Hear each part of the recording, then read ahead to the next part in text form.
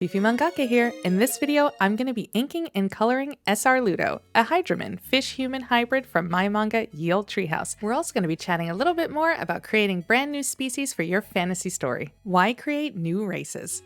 So, why is it important to create new species and races in a fantasy story? Well, for one, it's one thing that the fantasy genre is really known for. Most really popular fantasy works introduce new species and new organisms that don't exist on Earth, and took a lot of thinking on behalf of the author to come up with. Additionally, they create a whole new level of depth and complexity to your world building. New races can bring in unique perspectives and cultures that are not present in the real world or not already existing in the world that you've created. And it opens up an entirely new narrative viewpoint for certain elements and aspects of your story.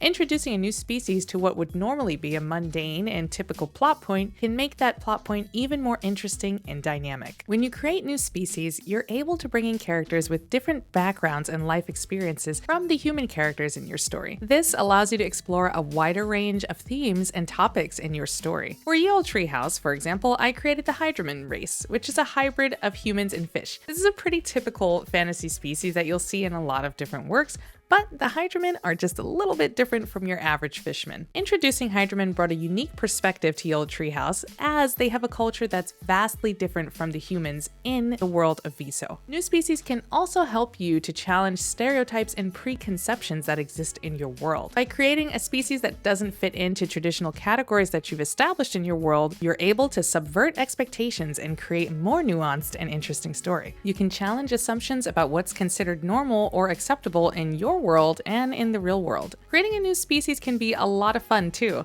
It allows you to be really creative and come up with new and exciting ideas. You can create races that are visually stunning or that have interesting abilities and powers, kind of like the Hydroman. It's really a good way to let your imagination run and create something really unique for your story or manga.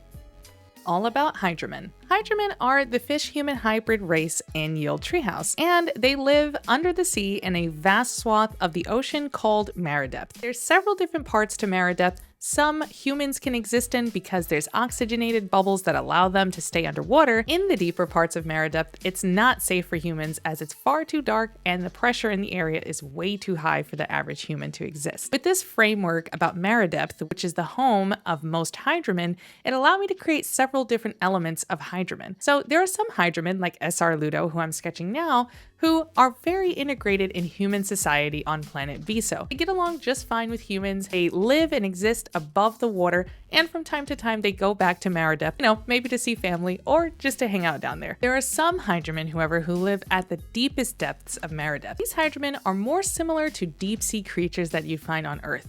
They're not very friendly to humans at all, and they can't live on the surface. These Hydroman also don't have human-looking eyes. They use these bioluminescent eyeballs in order to see in that deep, dark depths of Maridepth. As you can see, SR Ludo does have a bioluminescent eye, but he can kind of turn it on and off whenever he wants. He believes that this eye maybe looks a little scary to some humans, so he prefers not to use it on the surface. The opportunity that a new species creates for your story. So as you can see, the Hydroman are pretty vast and there's a lot to them, much of which I didn't even cover. So what's really important here is that creating a new species opens so many different avenues for you to take your story. In the case of the Hydroman, there's the deep sea Hydroman that are completely unfriendly to humans. So if my human cast somehow winds up down in that part of Maridepth, you can guarantee they're not going to be met with sunflowers and red carpets. However, the Hydroman, like Zazikiel Mendu and SR Ludo, are friendly to humans, and there's not this instinct to kind of like destroy anything that's not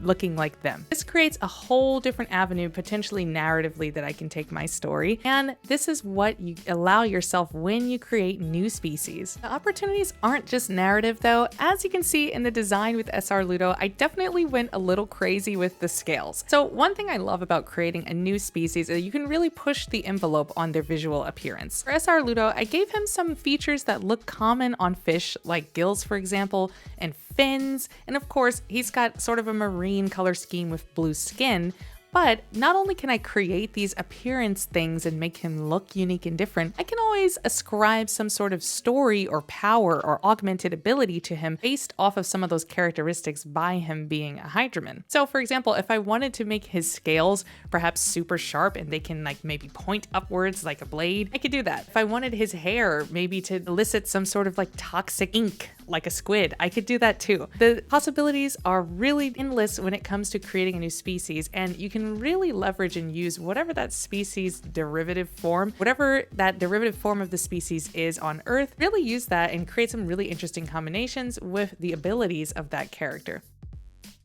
Hydroman, obviously in being fish, they can breathe underwater and they can breathe on the surface from their human part.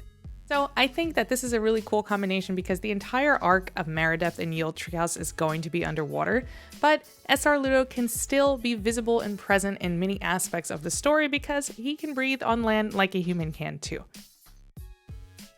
Rather than just giving him a few gills or scales, I decided to cover his entire body in scales just for a more like visually appealing and dynamic look. And you can see me coloring the bioluminescent eyeball here. Imagine if I copy and pasted that to his other eye. You can see why he only wants to show that when he's in Maridepth, because yes, kids would definitely be afraid of how he looks with that. Developing your new species. Hopefully the Hydroman have given you a little bit of inspiration about creating a species, so now it's time to talk about how you can develop yours. So the first thing that I think is important to do is to consider the physical characteristics of your race. So this includes, well, what type of race is it? Is it going to be based off of elves, orcs, trolls, giants, fishmen, mermaids, anything like that? So what kind of angle are you going to take with this new species? The angle you're going to take, you have to consider their appearance, size, and whatever other unique features that they may have. Maybe you're not referencing an existing race and you're creating something completely new. I still think in this case, it's helpful to think about what type of species your new race is most similar to, because this will help you create ideas about how they interact, what abilities they may have, and how they live on the planet that you've made.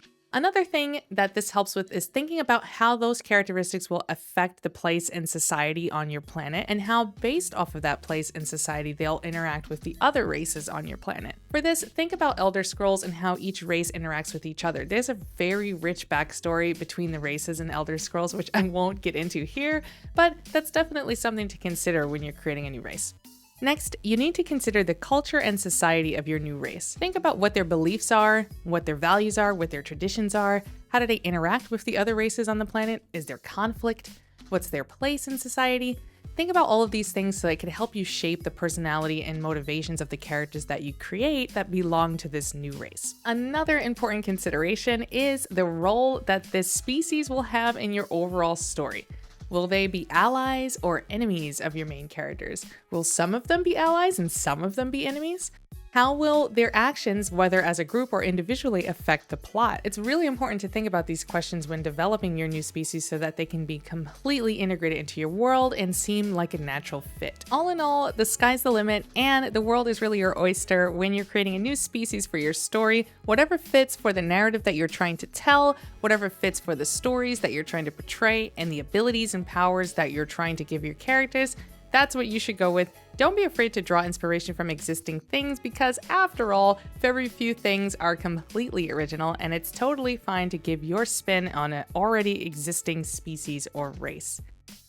With that, thanks so much for joining me today on the channel to talk a little bit about Hydroman and creating new species. Went a little bit more in depth on Hydroman this time than my previous video, and I hope you got some inspiration or learned something new. If you liked the video, feel free to give a thumbs up and subscribe to the channel for more videos like this. I really appreciate all the support. And with that, I'll leave you with the rest of the speed drawer of SR Ludo. Bye!